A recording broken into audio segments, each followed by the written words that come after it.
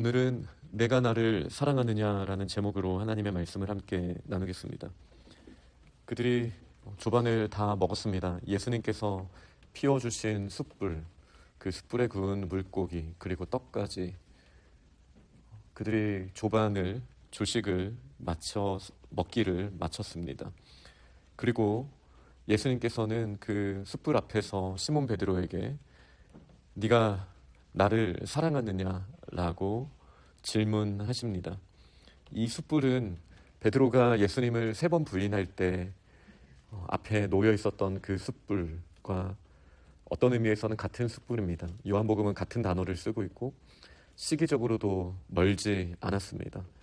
그런데 이번에는 예수님께서 베드로의 사랑의 고백에 3번의 사랑의 고백을 위하여 친히 숯불을 피신 것을 저희가 보게 됩니다. 네가 나를 사랑하느냐? 3번이나 질문하셨습니다. 먼저는 너라는 단어가 눈에 띕니다. 시몬 베드로에게는 확신이 있었습니다. 누구보다 나는 예수님을 사랑한다. 누구보다 나는 예수님을 사랑한다. 이 확신이 베드로에게는 분명히 있었습니다. 그리고 그 사랑하는 마음으로 예수님을 위해 자신의 목숨까지도 내어드릴 수 있다라고 베드로는 고백했었습니다. 그리고 예수님은 지금 그런 베드로에게 질문하시는 거예요. 네가 나를 사랑하느냐? 그리고 베드로는 이렇게 고백합니다. 주님, 그렇습니다. 내가 주님을 사랑하는 거 주님께서 아십니다. 2번째 다시 질문하십니다. 네가 나를 사랑하느냐? 그때 베드로는 다시 대답합니다. 내가 주님을 사랑하는 줄 주님께서 아십니다. 3번째 다시 질문하시자 그때 이제 베드로가 근심합니다. 예수님의 질문에 그냥 단순히 내가 주님을 사랑합니다라는 의도 넘어서 지금 예수님께서 원하시는 게 있다는 것을 알게 되었기 때문입니다. 근심합니다. 이 3번의 질문에서 예수님을 사랑하지 한다고 말은 했지만 3번이나 부인했던, 한 번은 말이 헛나왔다라고 하겠지만 3-4번을 부인했으니 이제 자신의 말을 자기가 지킬 수 없는 연약한 사람이라는 게 불과 며칠 전에 증명이 된 거잖아요. 그런 베드로 앞에서 예수께서 3번이나 네가 나를 사랑하느냐라고 질문하시자 베드로는 근심했습니다. 누구보다 예수님을 사랑한다라는 것은 진심입니다. 그러나 그 진심이 자신의 사랑의 행위로 증명될 수 없다라는 것도 이미 베드로에게는 드러나게 되었습니다. 제가 이전 교회에서 부교육자로 했을 때 막 열심히 넘치던 시기가 꽤 있었습니다. 그때 제 눈에 보이던 어떤 일들이 있었습니다. 당시에 이제 교육 목사로서 많은 교역자들과 각 부서를 책임지는 교역자들과 회의를 하면서 벌써 거의 이제 15년도 된 일이에요. 14년. 그때 회의를 하면서 많은 헌신을 요구했었습니다. 우리가 이렇게 뛰어야 한다. 그리고 힘들어도 우리는 감당해야 한다. 하나님의 영광을 위해 이 정도 애를 써야 하나님의 나라가 확장될 수 있다. 이렇게 얘기하면서 좀 걱정도 하고 좀 우리가 할 수 있을까 아니면 좀 발 빼고 이런 교역자들이 보이면서 제가 했던 말이 오늘 본문을 준비하면서 좀 생각이 났어요. 그때 제가 뭐라고 말했냐면 저는 예수님을 너무나 사랑해서 어떠한 반대가 있고 어려움이 있어도 우리가 할 수 있다라고 확신합니다. 할 수 있습니다. 라고 했을 때 한 전도사님이 그러셨어요. 목사님, 저희도 예수님 너무 사랑해요. 라고 대답을 했었어요. 저는 그 장면이 오늘 본문 준비하면서 떠올랐습니다. 우리 다 열심히 있죠. 예수님을 위해서 뭐든지 하겠다라고 우리는 결단을 합니다. 그리고 실제로 도전도 해봅니다. 그런데 우리의 열정과 했던 모습들을 돌아봤을 때 내가 주님을 사랑한다에서 나라는 주어가 앞서기가 쉬웠다라는 생각을 한번 돌아보게 됩니다. 정말로 그 이전의 모습을 돌아봤더니 제가 회의를 하고 아무리 나이스하게 말하고 격려하고 하나님의 비전을 교육자들한테 선포하고 이 말했던 모든 증거 중에 나는 여러분보다 예수님을 더 사랑하는 사람이니까 라는 마음이 있었던 게 사실이었던 것 같아요. 그리고 하나님께서는 하나님이 참 귀하게 쓰시는 한 전도사님을 통해서 저에게 그 마음을 그 당시에도 알게 하셨고 부족했지만 그리고 지금도 다시 알게 하셨다라고 저는 생각합니다. 베드로의 진심은 거짓이 아니었습니다. 그는 예수님을 위해 목숨을 내어드리고 싶은 마음이 정말로 있었습니다. 그러나 그 진심도 베드로의 것이지만 예수님을 부인했을 만큼 두려움과 자기 자신의 것들을 더 크게 세워놨던 모습도 베드로였습니다. 이 베드로가 예수 그리스도의 부활하신 모습을 보고 확실히 바뀌었습니다. 바뀌게 됩니다. 그리고 그 과정 가운데 오늘 본문이 너무나 중요한 역할을 하고 그리고 성령이 오순절에 임하시는 것 또한 너무나 큰 역할을 합니다. 그러나 동시에 또 이번 실로암 설교의 주제이기도 하지만 여전히 베드로에게는 연약한 모습이 남아있던 것도 보게 됩니다. 그러나 이게 질적으로 차이가 있습니다. 그리고 그 전환점이 오늘 본문입니다. 지금까지는 내가 주님을 사랑합니다 였다라면 이제는 내가라는 주어의 크기가 줄어들고 주님이라는 크기가 훨씬 커지는 것이 베드로의 인생의 무너짐과 예수 그리스도의 사랑의 눈빛과 먹여주심과 회복시켜주심, 그 만져주심 안에 다 들어있게 됩니다. 그리고 결국 이 세 번의 예수 그리스도의 회복해 주심, 이 모든 것에는 예수님의 사랑이 있었습니다. 예수님께서 예수님의 그 사랑으로 먹여주시고 만져주시고 바라봐 주시고 이렇게 목소리로 들려주시면서 그들의 상한 심령, 죄책감, 수치심, 그 모든 어려운 마음을 만져주시는 이 과정이 있었습니다. 그리고 예수님께서는 그들에게 명하십니다. 예수님께서 하셨던 것처럼 너희도 먼저 사랑으로 먹여라, 이끌어라, 먹여라.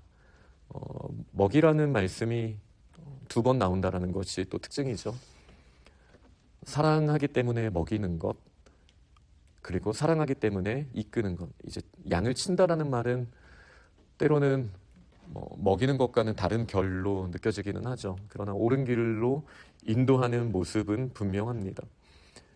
예수님께서 그러셨듯, 예수님께서 먹이시고 인도하셨듯, 이제 베드로의 의지가 아니라 예수 그리스도께서 먼저 이루신 그 일에 근거해서 또 예수님께서 먼저 보여주신 그 모습으로 그렇게 베드로가 다시 세워질 수 있도록 예수님께서는 은혜를 주셨습니다. 그리고 내가 죽기까지 주님을 사랑합니다.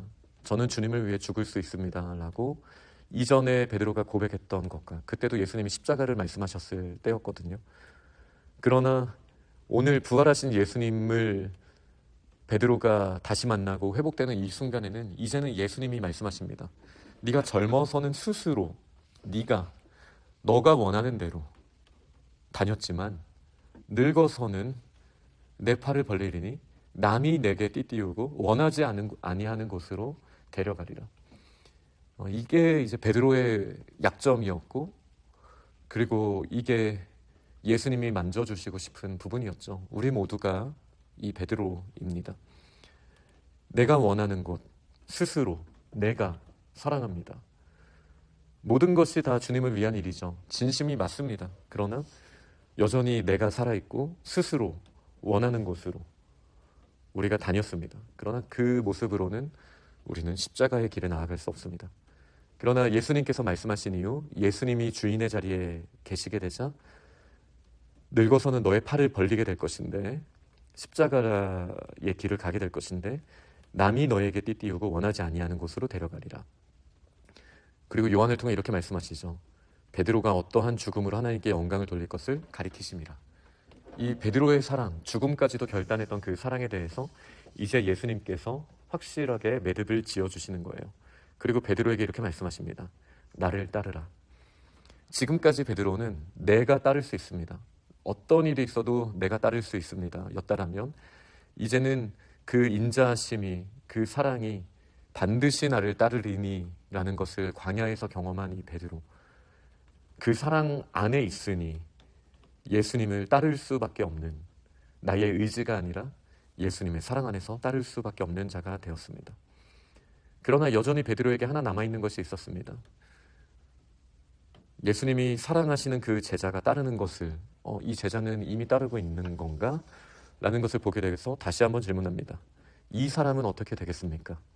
여전히 내가 살아있고 여전히 다른 사람과 비교해야 하는 이 베드로, 그때 예수님께서 이렇게 말씀하십니다. 내가 올 때까지 그를 머물게 하고자 할지라도 너에게 무슨 상관이냐? 너는 나를 따르라.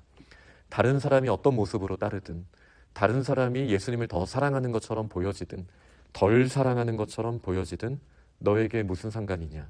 너는 나를 따르라. 이것이 베드로에게 필요한 부분이었습니다. 그리고 지금 저희들에게도 필요한 말씀입니다. 예수님이 이렇게 말씀하시자 수많은 사람들이 후에 오해하게 되었습니다.